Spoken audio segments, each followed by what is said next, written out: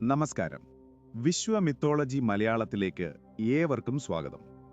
പുരാണങ്ങളിലെ പ്രണയകഥകൾ എന്ന് കേൾക്കുമ്പോൾ നമ്മുടെ മനസ്സിലേക്ക് ആദ്യം ഓടിയെത്തുന്നത് രാധയും കൃഷ്ണനും അല്ലെങ്കിൽ പാർവതിയും പരമശിവനുമൊക്കെയാണ്. എന്നാൽ മരണം പോലും തോറ്റുപോയ കാലത്തെ അതിജീവിച്ച മറ്റൊരു അപൂർവ പ്രണയകഥയുണ്ട്. കാമദേവന്റെയും രതീദേവിയുടെയും കഥ. നമ്മുടെ ചാനലിലെ മുൻപത്തെ ശിവപുരാണം വീഡിയോ കണ്ടവർക്കറിയാം, പരമശിവന്റെ തപസ്സു മുടക്കാൻ ശ്രമിച്ചതിന് കാമദേവനെ തൃക്കണ്ണു തുറന്ന് ഭസ്മമാക്കിയ കഥ. ആ വീഡിയോയിൽ നമ്മളത് വിശദമായി സംസാരിച്ചതാണ്. എന്നാൽ ആ തീയിൽ വെന്തുപോയത് കാമദേവന്റെ ശരീരം മാത്രമായിരുന്നു, അവരുടെ പ്രണയമായിരുന്നില്ല. ഇന്നത്തെ വീഡിയോയിൽ നമ്മൾ നോക്കാൻ പോകുന്നത് ആ കഥയുടെ ബാക്കി ഭാഗമാണ്. ശരീരം നഷ്ടപ്പെട്ട കാമദേവൻ എങ്ങനെയാണ് ശ്രീകൃഷ്ണന്റെ മകനായി പുനർജനിച്ചത്? സ്വന്തം ഭർത്താവിനെ തിരികെ കിട്ടാൻ രതീദേവി അനുഭവിച്ച ത്യാഗങ്ങൾ എന്തൊക്കെയാണ്? ഒരമ്മയെപ്പോലെ സ്വന്തം ഭർത്താവിനെ വളർത്തേണ്ടി വന്ന മായാവതിയുടെ മാനസിക സംഘർഷങ്ങൾ, അതാണ് നമ്മൾ ഇന്ന് ചർച്ച ചെയ്യുന്നത്. നമ്മുടെ ചാനലിൽ ആദ്യമായി എത്തുന്നവർക്ക് കഥയുടെ പശ്ചാത്തലം മനസ്സിലാക്കാൻ വേണ്ടി കാമദേവന്റെ ദഹനവും ശിവന്റെ ശാപവും നമുക്ക് വളരെ ചുരുക്കത്തിലൊന്ന് നോക്കാം. അതിനുശേഷം ശംബരാസുരന്റെ കൊട്ടാരത്തിലെ ഇരുണ്ട രഹസ്യങ്ങളിലേക്ക് നമുക്ക് കടക്കാം. സൃഷ്ടിയുടെ തുടക്കത്തിൽ സ്വർഗവും ഭൂമിയും പാതാളവും താരകാസുരൻ എന്ന അസുരന്റെ ഭീഷണിയിൽ വിറങ്ങലിച്ചു നിന്ന കാലം. ശിവനും പാർവതിക്കും ജനിക്കുന്ന പുത്രനു മാത്രമേ തന്നെ വധിക്കാൻ കഴിയൂ എന്ന വരം താരകാസുരൻ നേടിയിരുന്നു. എന്നാൽ കൈലാസനാഥനായ പരമശിവനാകട്ടെ ലൗകികമായ എല്ലാ ബന്ധങ്ങളും ഉപേക്ഷിച്ച് ഘോരമായ തപസ്സിലായിരുന്നു. പ്രപഞ്ചം മുഴുവൻ ഇരുട്ടിലായ ആ സമയം ദേവന്മാർക്ക് ഒരേയൊരു വഴിയേ ഉണ്ടായിരുന്നുള്ളൂ: ശിവന്റെ തപസ് മുടക്കുക, അദ്ദേഹത്തിൽ വീണ്ടും പ്രണയമുണർത്തുക. അതിനായി അവർ തിരഞ്ഞെടുത്തത് പ്രണയത്തിന്റെ ദേവനായ കാമദേവനെയാണ്. കൂടെ തന്റെ പ്രിയതമയായ രതീദേവിയും വസന്തവുമുണ്ടായിരുന്നു. മരണമുറപ്പായിട്ടും ലോകനന്മയ്ക്കായി കാമദേവൻ കൈലാസത്തിലെത്തി. ധ്യാനത്തിലിരിക്കുന്ന ശിവനു നേരെ തന്റെ കരിമ്പുവില്ല് കുലച്ച് 5 പുഷ്പബാണങ്ങൾ അദ്ദേഹം തൊടുത്തുവിട്ടു. ആ നിമിഷം പ്രപഞ്ചം നിശ്ചലമായി. ശിവന്റെ തപസ്സിളകി. പക്ഷേ അത് പ്രണയമായിരുന്നില്ല, മറിച്ച് ഉഗ്രകോപമായിരുന്നു. ശിവന്റെ നെറ്റിക്കണ്ണിൽ നിന്നും വന്ന അഗ്നിജ്വാലയിൽ നിമിഷനേരം കൊണ്ട് കാമദേവൻ വെറുമൊരു പിടി ചാരമായി മാറി. പ്രണയം ഭസ്മമായി. തന്റെ ഭർത്താവ് കൺമുന്നിലെരിഞ്ഞടങ്ങുന്നത് കണ്ട് രതീദേവി തകർന്നുപോയി. അവളുടെ നിലവിളി കൈലാസത്തെ പിടിച്ചുലച്ചു. ഒടുവിൽ രതീദേവിയുടെ വിലാപത്തിൽ മനമലിഞ്ഞ ശിവൻ അവൾക്കൊരു വരം നൽകി. നിന്റെ ഭർത്താവ് മരിച്ചിട്ടില്ല, അവൻ അനങ്കനായി അഥവാ ശരീരമില്ലാത്തവനായി ജീവിക്കും. ദ്വാപരയുഗത്തിൽ ശ്രീകൃഷ്ണന്റെ മകനായി പ്രദ്യുമ്നൻ എന്ന പേരിൽ അവൻ പുനർജനിക്കും. അന്ന് നിനക്കവനെ തിരികെ ലഭിക്കും. പക്ഷേ ആ വരം ഒരു ശാപം കൂടിയായിരുന്നു. കാമദേവൻ തിരിച്ചുവരുന്നതുവരെ രതീദേവി കാത്തിരിക്കണം. ദേവലോകത്തെ സുഖസൗകര്യങ്ങൾ വെടിഞ്ഞ് ഒരു സാധാരണ സ്ത്രീയായി മായാവതി എന്ന പേരിൽ അവൾ പുനർജനിക്കണം. എവിടെയാണോ തന്റെ ഭർത്താവ് വളരുന്നത് അവിടെ അവൾ ഒരു വേലക്കാരിയായി ജീവിക്കണം. സ്വന്തം ഭർത്താവിനെ ഒരമ്മയെപ്പോലെ വളർത്തേണ്ട ഗതികേട്. ഇവിടെ തുടങ്ങുന്നു യുഗങ്ങൾ താണ്ടിയ കാത്തിരിപ്പിന്റെയും ത്യാഗത്തിന്റെയും കഥ. ശംബരാസുരന്റെ കൊട്ടാരത്തിലെ ഇരുട്ടിലേക്ക് നമുക്ക് യാത്ര തിരിക്കാം. കാലം മാറി. ത്രേതായുഗം കഴിഞ്ഞ് ദ്വാപരയുഗമെത്തി. കഥ നടക്കുന്നത് അസുരരാജാവായ ശംബരന്റെ ഇരുണ്ട കൊട്ടാരത്തിലാണ്. മായാജാലങ്ങളുടെ തമ്പുരാനാണ് ശംബരൻ. അവിടെ ആരും ശ്രദ്ധിക്കാത്ത ഒരിടത്ത് മായാവതി എന്ന പേരിൽ രതീദേവി ജീവിക്കുന്നു. ശംബരന്റെ അടുക്കളയിലെ കാര്യങ്ങൾ നോക്കുന്ന വെറും ഒരു സ്ത്രീയായി അവൾ സ്വയം ഒളിച്ചു താമസിക്കുകയാണ്. ശംബരൻ അറിയില്ല, തന്റെ മുന്നിൽ തലകുനിച്ചു നിൽക്കുന്നത് സാക്ഷാൽ കാമദേവന്റെ പത്നിയാണെന്ന്. ഓരോ നിമിഷവും അവൾ എണ്ണുകയാണ്, ശിവൻ പറഞ്ഞ ആ വാക്കിനായി. അപ്പോഴാണ് ആ പ്രവചനം ശംബരന്റെ ഉറക്കം കെടുത്തുന്നത്. ദ്വാരകയിൽ ശ്രീകൃഷ്ണന് ജനിക്കുന്ന മകൻ തന്നെ വധിക്കും. മൃത്യുഭയം കൊണ്ട് വിറച്ച ശംബരൻ മായയിലൂടെ ദ്വാരകയിലേക്ക് പ്രവേശിച്ചു. രുക്മിണി പ്രസവിച്ച് 10 തികയും മുൻപേ തൊട്ടിലിൽ കിടന്ന ആ പിഞ്ചു കുഞ്ഞിനെ അവൻ തട്ടിക്കൊണ്ടുപോയി. ആ കുഞ്ഞിനെ കൊല്ലാൻ പോലും നിൽക്കാതെ ശംബരൻ അവനെ ആഴക്കടലിലേക്ക് വലിച്ചെറിഞ്ഞു. ഇരുണ്ട നീലക്കടലിന്റെ ആഴങ്ങളിലേക്ക് ആ പിഞ്ചു കുഞ്ഞ് താഴ്ന്നുപോയി. മരണമുറപ്പായ ആ നിമിഷം വിധി മറ്റൊരു രൂപത്തിൽ വന്നു. ഒരു വലിയ മത്സ്യം ആ കുഞ്ഞിനെ വിഴുങ്ങി. പക്ഷേ ദൈവഹിതം മറ്റൊന്നായിരുന്നു. ആ മത്സ്യം മുക്കുവരുടെ വലയിൽ കുടുങ്ങി. അത്ഭുതമെന്ന് പറയട്ടെ, കൊട്ടാരത്തിലേക്കുള്ള വിരുന്നിനായി ആ മത്സ്യം എത്തിച്ചേർന്നത് ശംബരന്റെ തന്നെ അടുക്കളയിലേക്കാണ്. മായാവതി ആ മത്സ്യത്തെ മുറിച്ചപ്പോൾ ഉള്ളിൽ നിന്നും അത്ഭുതകരമായ ഒരു കാഴ്ച. ഒരു പിഞ്ചുകുഞ്ഞ് അല്പം പോലും പരിക്കേൽക്കാതെ ജീവനോടെയിരിക്കുന്നു. ആ കുഞ്ഞിന്റെ തേജസ് കണ്ടപ്പോൾ തന്നെ അവളുടെ ഉള്ളിലെ രതീദേവി ഉണർന്നു. ആ നിമിഷം നാരദമുനി അവിടെ അശരീരിയായി പ്രത്യക്ഷപ്പെട്ടു. അദ്ദേഹം മായാവതിയോട് ആ സത്യം വെളിപ്പെടുത്തി. മായാവതി, ഇത് സാധാരണ കുഞ്ഞല്ല. ഇത് നിന്റെ ഭർത്താവാണ്, കാമദേവന്റെ പുനർജന്മം പ്രദ്യുമ്നൻ. ഇവനെ നീ രഹസ്യമായി വളർത്തണം. ശംബരനെ വധിക്കാൻ ഇവനെ പ്രാപ്തനാക്കണം. അങ്ങനെ സ്വന്തം ഭർത്താവിനെ മകനെപ്പോലെ വളർത്തേണ്ടി വരുന്ന രതീദേവിയുടെ വിചിത്രമായ വിധി അവിടെ തുടങ്ങുന്നു. ഒരേ സമയം അമ്മയുടെ വാത്സല്യവും കാമികിയുടെ പ്രണയവും മനസ്സിലൊതുക്കി അവൾ ആ കുഞ്ഞിനെ നെഞ്ചോട് ചേർത്തു. കാലം ഋതുക്കളായി മാറിമറിഞ്ഞു. ശംബരാസുരന്റെ ഇരുണ്ട കോട്ടയ്ക്കുള്ളിൽ ആരുമറിയാതെ ഒരു രാജകുമാരൻ വളർന്നു. സ്വന്തം അച്ഛനാരെന്നോ അമ്മയാരെന്നോ അറിയാതെ, താൻ ആരാണെന്ന് പോലും അറിയാതെ പ്രദ്യുമ്നൻ ബാല്യത്തിൽ നിന്നും കൗമാരത്തിലേക്ക് കടന്നു. അവൻ വളരുംതോറും ശംബരന്റെ ഭയം കൂടി വന്നു. ആ ബാലന്റെ മുഖത്ത് കണ്ടു തുടങ്ങിയ തേജസ്, ശ്രീകൃഷ്ണന്റേതിന് സമാനമായ ആ ചിരി ശംബരനെ അസ്വസ്ഥനാക്കി. പക്ഷേ തന്റെ അടുക്കളയിൽ വളരുന്ന ആ പയ്യൻ താൻ പണ്ട് കടലിലെറിഞ്ഞ അതേ കുഞ്ഞാണെന്ന് തിരിച്ചറിയാൻ അസുരരാജാവിനായില്ല. സ്വന്തം മരണം തന്റെ തൊട്ടടുത്തു തന്നെ വളരുന്നത് അവൻ അറിഞ്ഞില്ല. പക്ഷേ മായാവതിക്ക് എല്ലാം അറിയാമായിരുന്നു. അവൾ അവനെ സംരക്ഷിച്ചു. ആയുധവിദ്യകളും മായാജാലങ്ങളും രഹസ്യമായി പഠിപ്പിച്ചു. എന്നാൽ അവളുടെ മനസ്സ് ഉരുകുകയായിരുന്നു. പ്രദ്യുമ്നൻ അവളെ നോക്കിയത് സ്നേഹനിധിയായ ഒരു അമ്മയെപ്പോലെയാണ്. അവന് വിശക്കുമ്പോൾ അന്നം കൊടുത്തതും മുറിവേൽക്കുമ്പോൾ മരുന്ന് വെച്ചതും അവളായിരുന്നു. പക്ഷേ മായാവതിയുടെ ഉള്ളിൽ അവൾ കണ്ടത് മകനെയല്ല, മറിച്ച് യുഗങ്ങൾക്ക് മുൻപേ തനിക്ക് നഷ്ടപ്പെട്ട ഭർത്താവിനെയാണ്. ഓരോ തവണയും അവൻ അമ്മയെന്ന് വിളിക്കുമ്പോഴും അവളുടെ ഹൃദയം പിടഞ്ഞു. പ്രണയിനിയായിരിക്കേണ്ടവൾ അമ്മയായി അഭിനയിക്കേണ്ടി വരുന്ന വിധിയുടെ ക്രൂരത. അവൾ കാത്തിരുന്നു, അവൻ യുവാവാകുന്ന നിമിഷത്തിനായി, അവന്റെ ഓർമ്മകൾ തിരികെ ലഭിക്കുന്ന ആ ദിവസത്തിനായി. ഇപ്പോൾ പ്രദ്യുമ്നൻ പൂർണ്ണ വളർച്ചയെത്തിയ യുവാവായി മാറിയിരിക്കുന്നു. അവന്റെ കണ്ണുകളിൽ ഇപ്പോൾ സംശയത്തിന്റെ നിഴലുകൾ വീണു തുടങ്ങിയിരിക്കുന്നു. എന്തുകൊണ്ടാണ് മായാവതി ഇത്രയധികം സ്നേഹിക്കുന്നത്? എന്തുകൊണ്ടാണ് അവൾക്ക് പ്രായം തോന്നിക്കാത്തത്?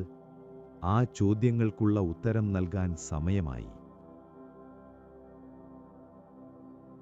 കാലം പ്രദ്യുമ്നനെ ഒരു യൗവനയുക്തനാക്കി മാറ്റി.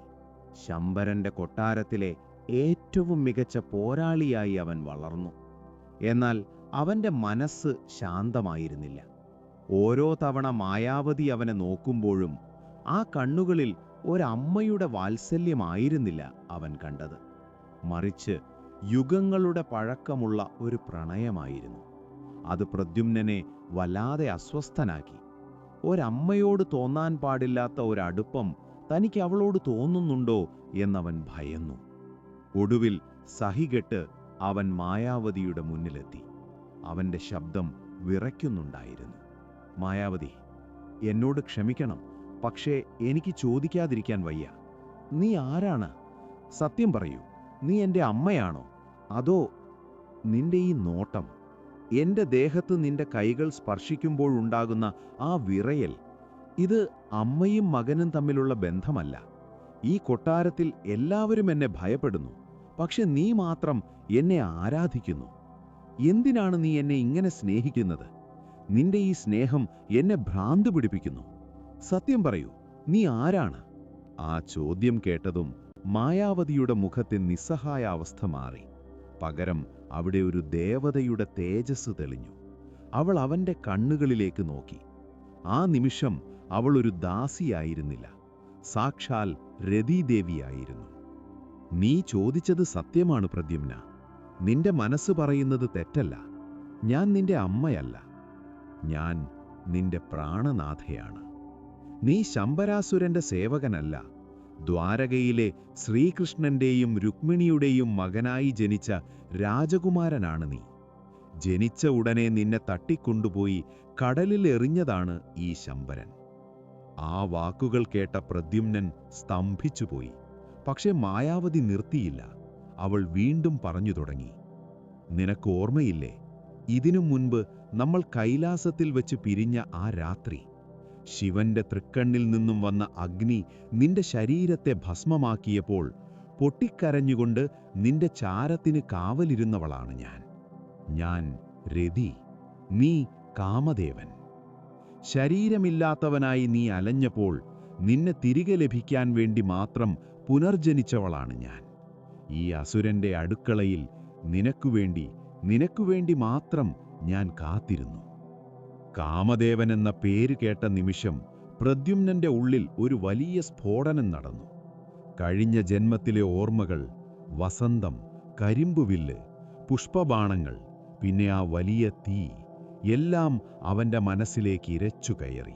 അവന്റെ കണ്ണുകളിൽ നിന്നും അജ്ഞതയുടെ ഇരുട്ടുമാറി. അവിടെ പ്രണയത്തിന്റെ തിളക്കം തിരിച്ചെത്തി.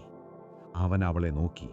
ഇത്തവണ അമ്മയെപ്പോലെയല്ല, നഷ്ടപ്പെട്ടുപോയ തന്റെ പ്രിയതമയെ നോക്കുന്നതുപോലെ. പക്ഷേ പ്രണയിക്കാൻ സമയമായിട്ടില്ല. ശംബരൻ എന്ന വലിയ ശത്രു ജീവിച്ചിരിക്കുന്നു. മായാവതി പ്രദ്യുമ്നന്റെ കൈകൾ പിടിച്ചു. നാഥ, നമ്മൾ ഒന്നിച്ചു. പക്ഷേ ഈ അസുരനെ വധിക്കാതെ നമുക്ക് ദ്വാരകയിലേക്ക് പോകാൻ കഴിയില്ല. അവൻ മായാവിയാണ്. അവനെ തോൽപ്പിക്കാൻ ആയുധം മാത്രം പോരാ, മഹാമായ എന്ന വിദ്യ തന്നെ വേണം. ഞാനത് അങ്ങയ്ക്ക് ഉപദേശിച്ചു തരാം. അങ്ങനെ ആ അസുരപുരിയുടെ ഇരുളിൽ വെച്ച് രതീദേവി തന്റെ ഭർത്താവിനെ ശംബരനെ വധിക്കാനുള്ള മന്ത്രങ്ങൾ പഠിപ്പിച്ചു. ഒരമ്മ കുഞ്ഞിന് പാൽ നൽകുന്നതുപോലെ, ഒരു ഗുരു ശിഷ്യന് അറിവ് നൽകുന്നതുപോലെ അവൾ ആ മന്ത്രങ്ങൾ അവന് പകർന്നു നൽകി. ഇനി യുദ്ധമാണ്. മകനും അമ്മയും തമ്മിലല്ല, കാമദേവനും ശംബരാസുരനും തമ്മിലുള്ള അന്തിമയുദ്ധം. അഹങ്കാരം കൊണ്ട് അന്ധനായ അസുരരാജാവ് സിംഹാസനത്തിലിരിക്കുന്നു. അവിടേക്കാണ് പ്രദ്യുമ്നൻ കടന്നു വന്നത്. കയ്യിൽ ആയുധവുമായി, കണ്ണുകളിൽ തീക്ഷ്ണമായ വെളിച്ചവുമായി. ശംബരൻ അട്ടഹസിച്ചു ചിരിച്ചു. നീയോ? എന്റെ അടുക്കളയിൽ വളർന്ന അനാഥനായ നീയാണോ 33 കോടി ദേവന്മാരെ വിറപ്പിച്ച ശംബരനെ വെല്ലുവിളിക്കുന്നത്? അവന്റെ പരിഹാസം കൊട്ടാരത്തിൽ മുഴങ്ങി. എന്നാൽ പ്രദ്യുമ്നൻ പതറിയില്ല. അവൻ തന്റെ ദിവ്യരൂപം വെളിപ്പെടുത്തി. താൻ ആരെന്ന്, താൻ എന്തിനാണ് വന്നതെന്ന് അവൻ അസുരനോട് വിളിച്ചു പറഞ്ഞു. പിന്നീട് നടന്നത് ചരിത്രം കണ്ട ഏറ്റവും വലിയ മായായുദ്ധമായിരുന്നു. ശംബരൻ ആകാശത്തേക്ക് കൈയുയർത്തി. ഇരുട്ടു പരന്നു. ആകാശത്തു നിന്നും തീമഴയും കൂറ്റൻ പാറക്കല്ലുകളും പ്രദ്യുമ്നന് നേരെ പാഞ്ഞെടുത്തു. സാധാരണ ആയുധങ്ങൾ കൊണ്ട് ഇതിനെ തടുക്കാൻ കഴിയില്ല. പക്ഷേ പ്രദ്യുമ്നന്റെ കൂടെ മായാവതി ഉണ്ടായിരുന്നു. അവൾ പകർന്നു നൽകിയ മഹാവിദ്യ അവൻ പ്രയോഗിച്ചു. ശംബരൻ സൃഷ്ടിച്ച തീമഴയെ പ്രദ്യുമ്നൻ പൂമഴയാക്കി മാറ്റി.